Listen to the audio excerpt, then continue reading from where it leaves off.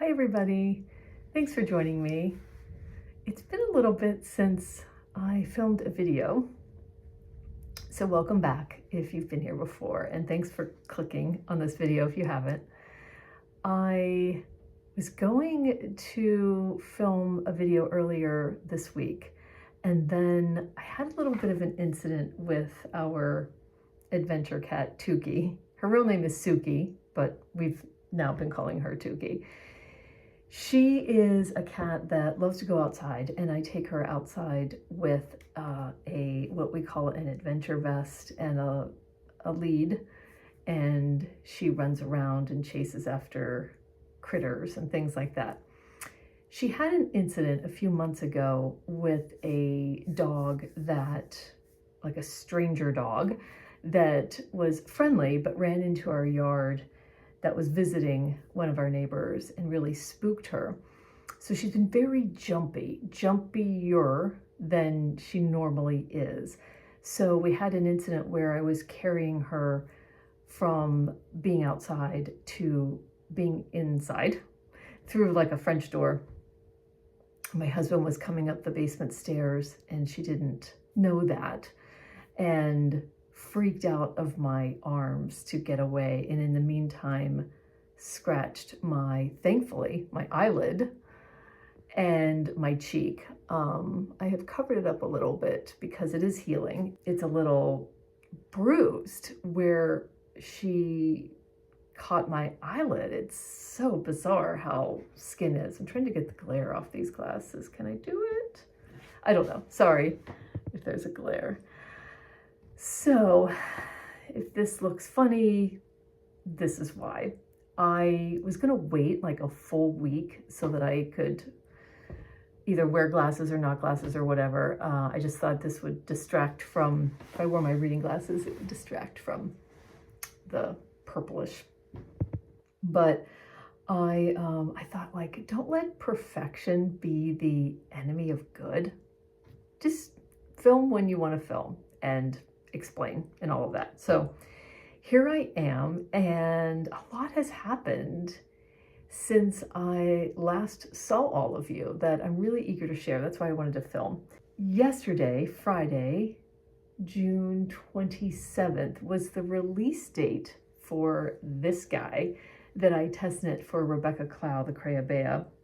So I'm so excited to finally be talking about this beauty. So this is a pattern, the Staffin, that's already out, actually. Ugh. I'm gonna insert some B-roll that I took. This is simply the Staffin Lite, which is a textured vest sweater. It's light because the original version was worsted. This one is DK or fingering weight in a vest or sweater. I don't know if there's a cardigan involved in that. We haven't received the final pattern. This was a real stretch for me because I haven't done an overall texture.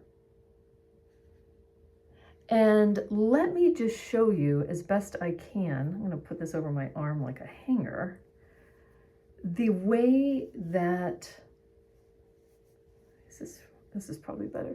The way that these shoulders come together. Can you see that? I'm gonna fold it a little bit. Don't mind my weirdness over here that I have to fix. But do you see those the shoulder detail? You'll see that in the B-roll. Like, where is it joined? I guess right here on the top. Yeah, it's Kitchenered. I'm not showing you the right way. I think right there, it's Kitchenered. Can you tell? No, that's because, let me see, can I tell? Yeah, it's right there. Wait, can I tell? Yeah, it's crazy. The join is crazy. So the way this is constructed, if I can remember, because it's been a while since I finished mine. I worked on this like beginning of April to the beginning of May.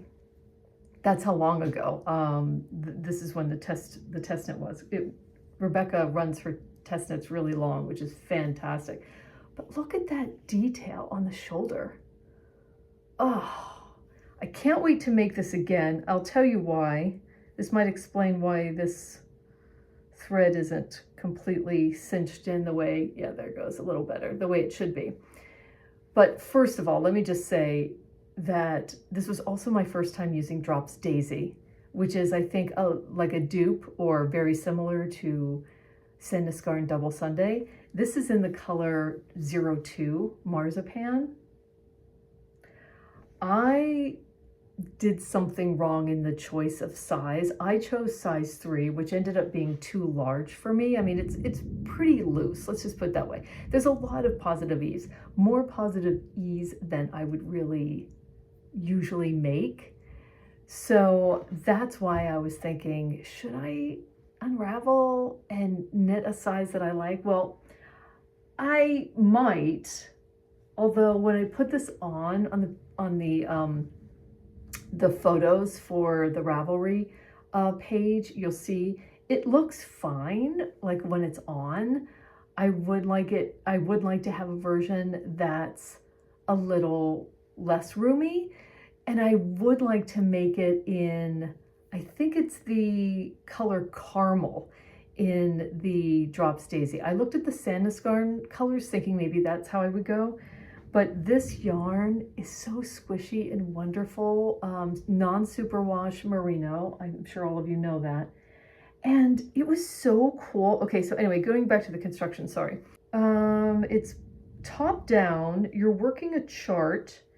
At some point you are joining in the sleeve, the shoulder flap, and then starting to work down. This gets connected, and then, yeah, you work the front chart after you work the back chart to a certain point, and then you're joined in the round. So it was interesting to work a chart on the front side and then the back side, because you're working right to left and then left to right. That was a new skill for me. And then when you're joining here, to make sure that you're keeping within the pattern, I had a couple questions for Rebecca. The group was amazing. She was very engaged. So I learned a lot from this. Like, I gained a lot of confidence, and the pattern is amazing writing. We gave feedback where there needed to be feedback.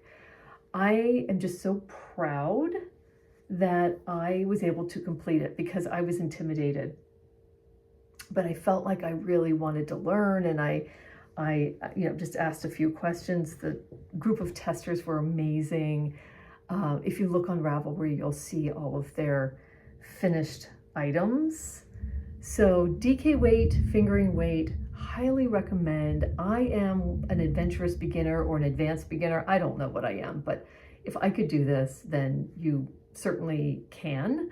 But you are like reading a texture chart in a different way than just in the round entirely. I am finding that every once in a while I like to do a test knit, and then it ups my skill set. Like if it's just a little bit higher skill than what I have, then like I want to try it. That's been, let me just say, I used, as I said, I made a size 3, and I used, using recommended US 6 needles, and US 4 is recommended on ribbing. I may have grabbed the US 5 by mistake, but it looks fine. That's for the ribbing. I used 5.5 balls for the size 3. Okay, the other thing that I finished, I showed in the last video, but now it's done, and it went really quick because the sleeves, this has been folded now, because the sleeves were so potato chippy, you know, like it was crazy. Once I started on a sleeve, that was that. Like I could do lots of sections at a time. I ended up doing a pretty fast decrease at the end.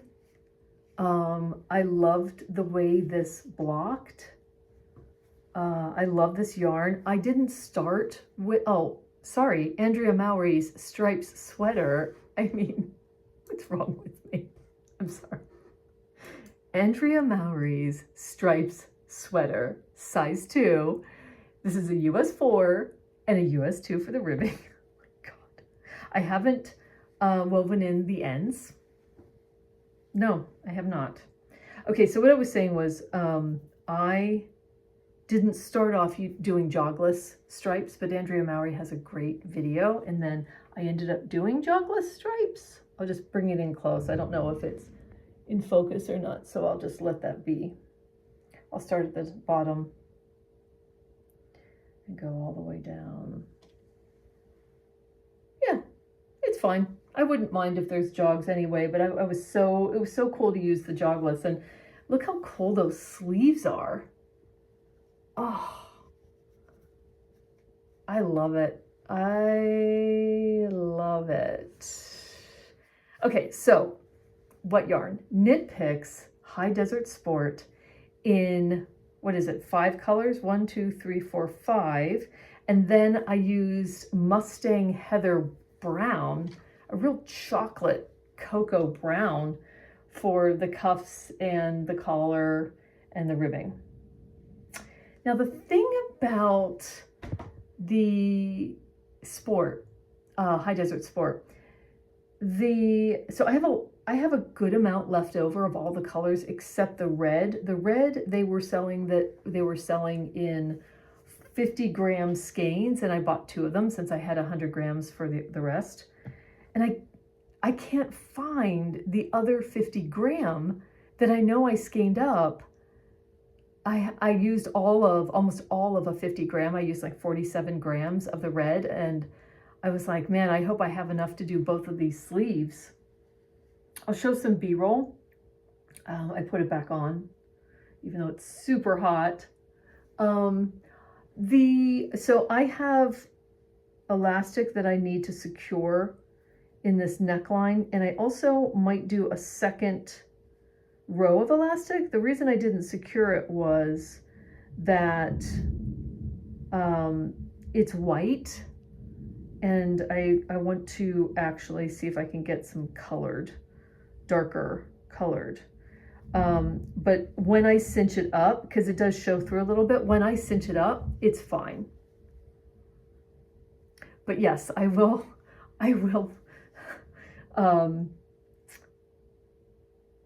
take an evening and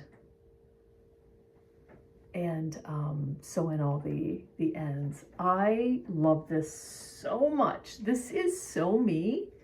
I found a photo of me and my sister when we were young, and we have shirts on that aren't knit material, but they're shirts that are very similar to this color, except it includes green. Yeah, I don't know, I adore this combo. I just picked colors that they had on sale in the High Desert Sport. The thing I will say about this yarn though, is there were a couple colors, mainly the yellow, that was significantly thinner than the others. So when I get to the yellow, and it's a shame that it's right at the chest, because I feel like it just looks thinner. Now, you would never be able to see that, and I'm sure that anybody else wouldn't. But anytime I was using the yellow, I just disliked it because it's so much thinner. And what else was thinner? Maybe the orange was, but just the crispness. Now, this is American wool, like Western wool. That's all they say. I think it's Rambouillet and something else when you listen to the video on Knit Picks. It's lovely. It's not like itchy to me. I think if I wore this on a really hot day and I got really hot, I would feel it. But otherwise, it's fine. I'm gonna always be wearing like a camisole or something under this anyway. But if I wore this to Rhinebeck, for instance, and I had a camisole under it, it's fine. I am just so proud of this also. Andrea Mowrey really lays it out for you on how to make the stripes. Now, it's my fault that there's a little bit of red peeking, and then I was told to change colors. I think I misunderstood something there, but after a while, I just let that go. But it's gorgeous, and it's so much fun, and it went really fast.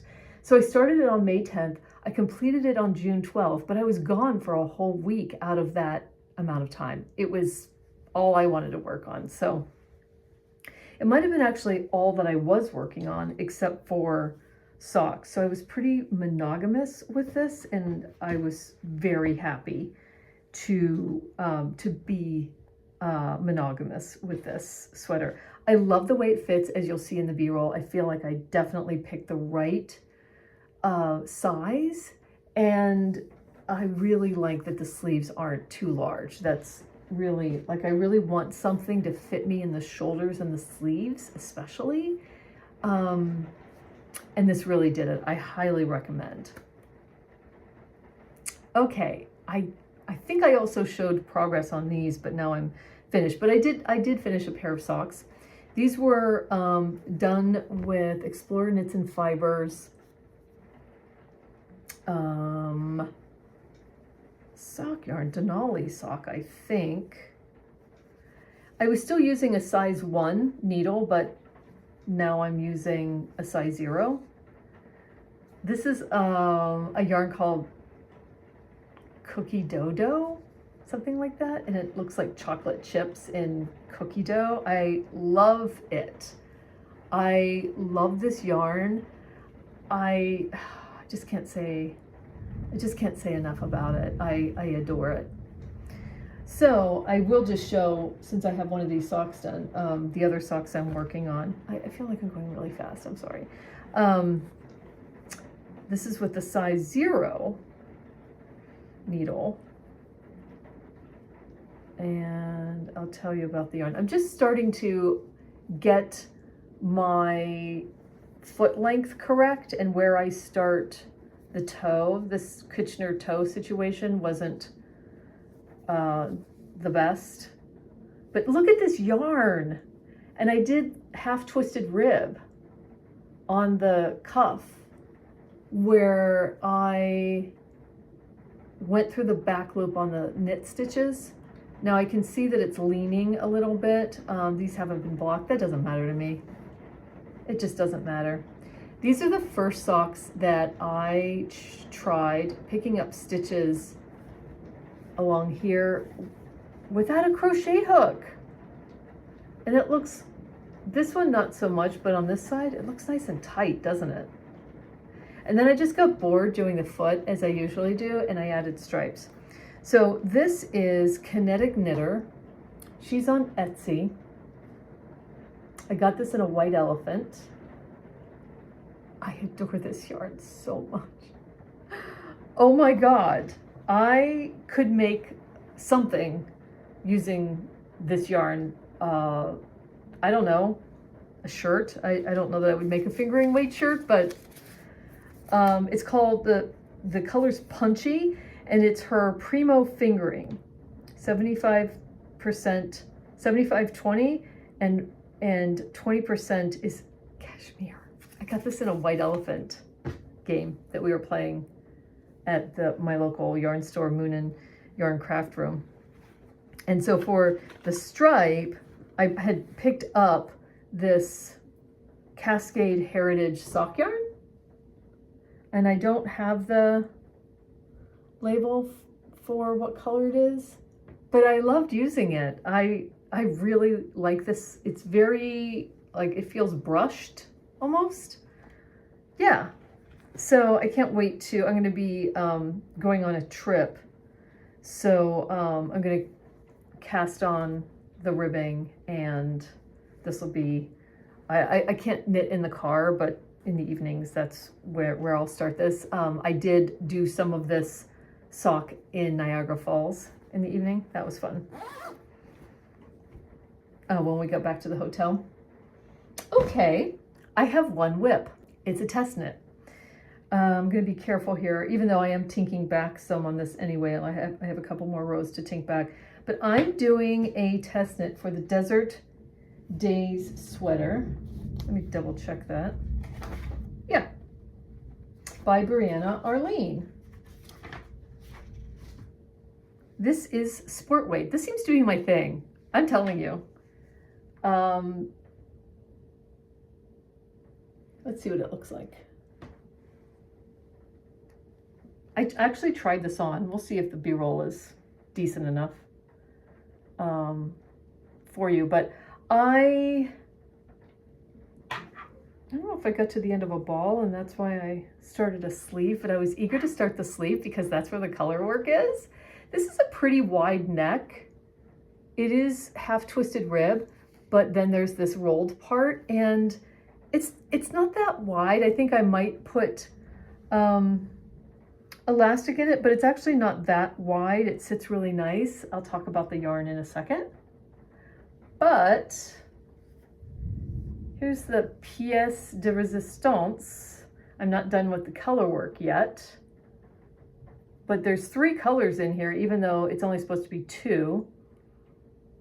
It was like this happy accident where I started with the tan, I put in burgundy and then tan and realized like, oh, I started with that. Maybe I liked it. And so I asked Briana about it and it was fine.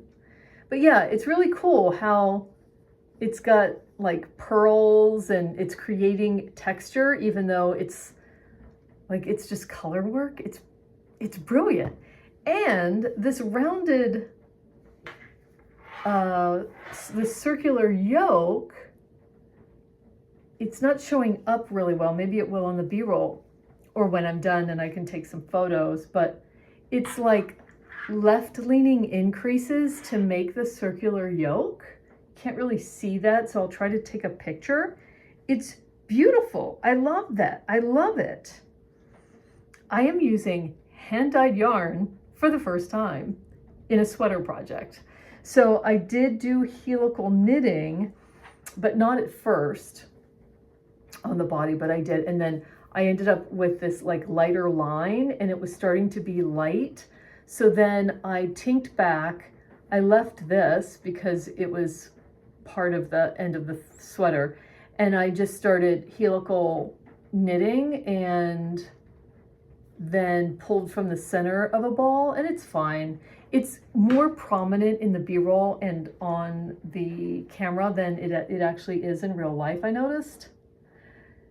This yarn, we got a discount if we ordered yarn from Lavender Lune. So I wanted to try it. And it was enough of a discount to be enticing. So this is her non-superwash sport weight yarn. The main color here, which is absolutely beautiful, is called Cameo. And it's 100% organic, non-superwash fine merino, 321 yards. And the beautiful green is called Fernwood. And the burgundy, which shows up in dribs and drabs here and there, is called Persistance. And this is what, especially wanted to show you Persistence in a ball because it's tonal and it's gorgeous.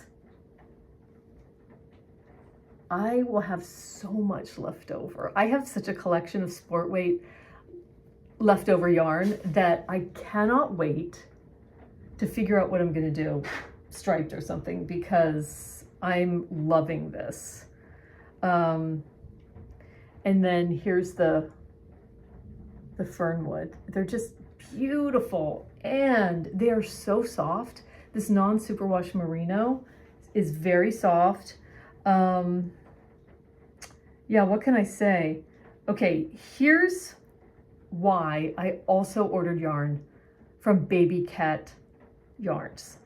Babycat Yarns is a yarn company, Brit, that I heard about from the common thread, and I'm forgetting her name. It's Nicole. I watched that video, or that YouTube channel. She is also a designer. She loves Brit and Babycat Yarns. Babycat Yarns is in Colorado. I saw this skein of yarn on Brit's Instagram because I started following her, and I was thinking about the sweater project and thought that color work, I really want it to be those colors. Boom. Even though, like, I thought it was still going to do the 2 color, but then it actually didn't end up working out. I'll explain. Here are the colors that I was going to choose. And as you saw in that skein, they are all wound up together, you get it in a skein that looks like this, with all these colors in it. And then when you take the label off and you untwirl this, they're separate 20-gram skeins. It's so cool. So there's what? 1, 2, 3, 4, 5. 5 skeins. And what I have here in these 3 colors that I was going to use, I am using this one though. This is like, this was one of the browns that Nicole was using in some of her designs that I said, oh my God, yes. This is gonna be Little Orange Boy. I don't know though. Cucumber, pistachio. So cucumber and pistachio, I don't know which one. Oat milk latte, sandstone. So one of these is oat milk latte, the other is sandstone. And so this has to be Little Orange Boy. It's 100% superwash merino. It's called her Kitten Kit Sport. So what I did was I did try these colors, and they just, I know it looks like they would pop, but they weren't popping against this color, which is showing up a little more deep than it is. But I had already ordered these 2 because this was my original idea. And I thought, okay, I'm still going to use this lovely brown, and I have this, but I also want this. So I ended up using 3. I also really like the size that I chose in this sweater. I think I'm making the size 1. It's got a little bit of ease, but I'm just finding that I really like things to be tailored, even if it gets a little looser down at the bottom. And I'm having a ball. I am absolutely having a ball. This is so unique. I can't wait to show you when it's done. It's so simple, understated, very desert inspired. It just love her patterns. Please check her patterns out. Yeah, they just also speak to me. Yeah, so that's all I have going. I have a pretty clean slate. I do want to get further along in this. I want to finish the sleeve and then get the other sleeve going, get it well into the color work before I decide to cast something on. But and I don't know what that is, but I actually think it's going to be another vest. I mean, I do know that I want to make another version of this in this caramel brown that looks like this, but not as rich, by Drops Daisy.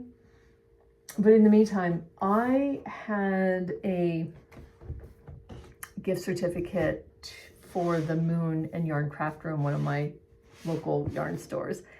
And so I went ahead and splurged on 52 weeks of scrap yarn, because this is one of those $47 line of publishing books that I probably wouldn't have spent my own money on.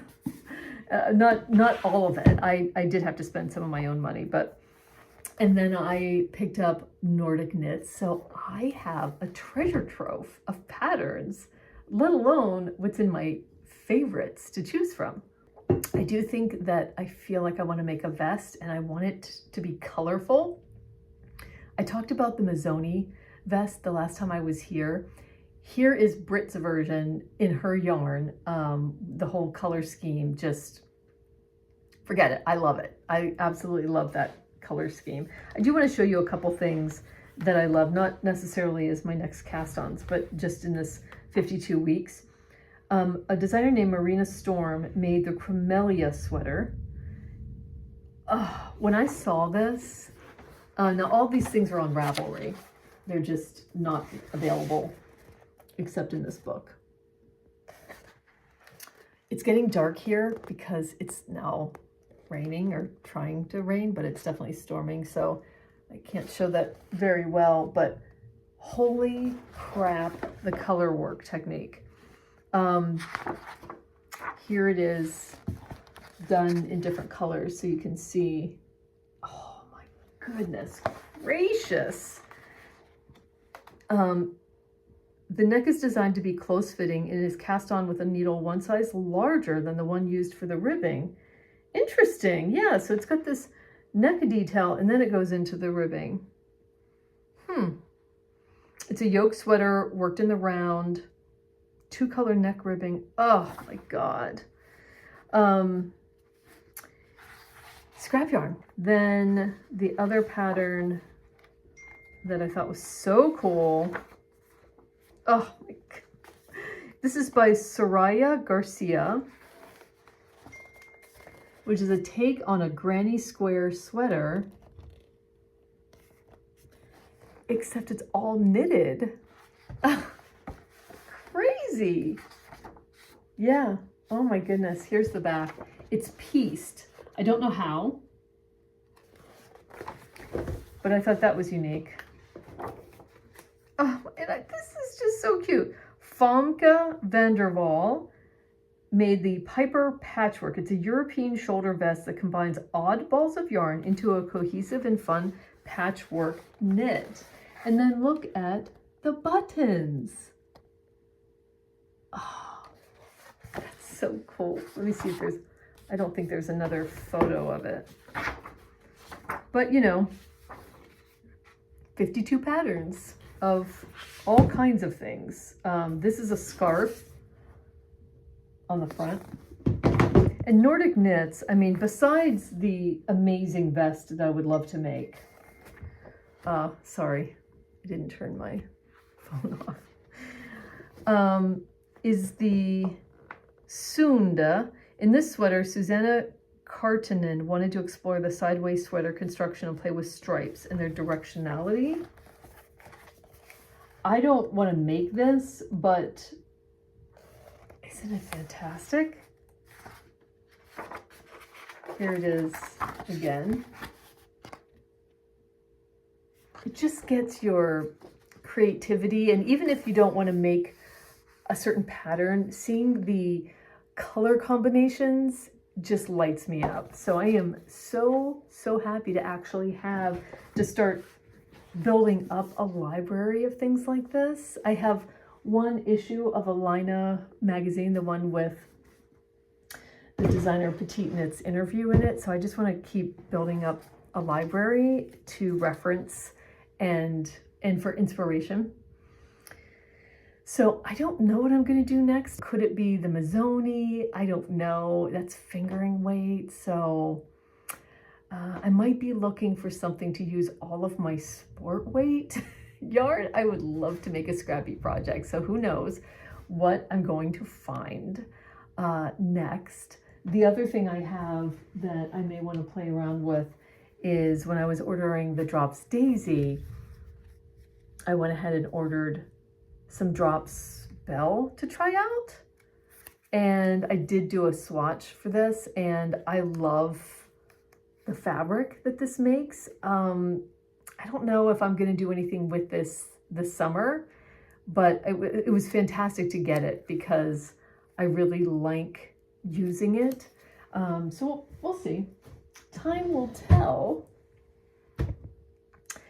Anyway, well, what else do I want to say? I don't usually talk about what I'm reading or what I'm watching. For those of you who don't know, I have a Booktube channel. I've had a Booktube channel for about 3 years. It's been about 2.5, a little over 2.5 years under the Left-Handed Reader. I'll put it below.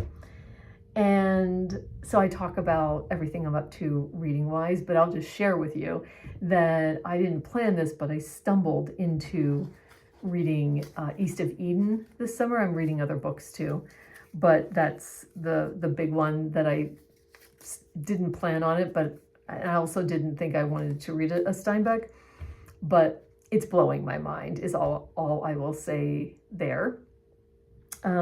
And I think I might have mentioned 3 weeks ago, but it's certainly true now that I'm teaching a class. I became a fitness instructor, and I'm teaching a stretch and flexibility class at a local YMCA. It's a 30-minute class. they don't have anything like that on the agenda at that time in the morning, and it's being really well received, and I'm super nervous. I'm still super nervous when I go. Not super nervous like I was the first time, but I'm getting to know people, I'm getting feedback, I'm changing it a little bit every time. So I'm really having fun with that for now. And I have some other things cooking on the side that may turn into opportunities that I'll keep you updated on. So please let me know what you're working on.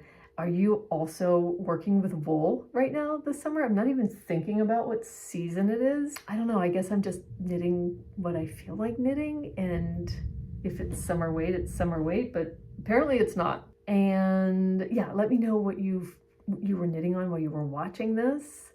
And I will be doing a video on my first year, a little over a year of knitting, and some yarns that I have found that I can wear on my super sensitive skin. I know I mentioned that I'm going to do that, and I will. So that'll be coming at sometime in the near future. So thanks for joining me again. I really appreciate it. And I hope to see you on the next one.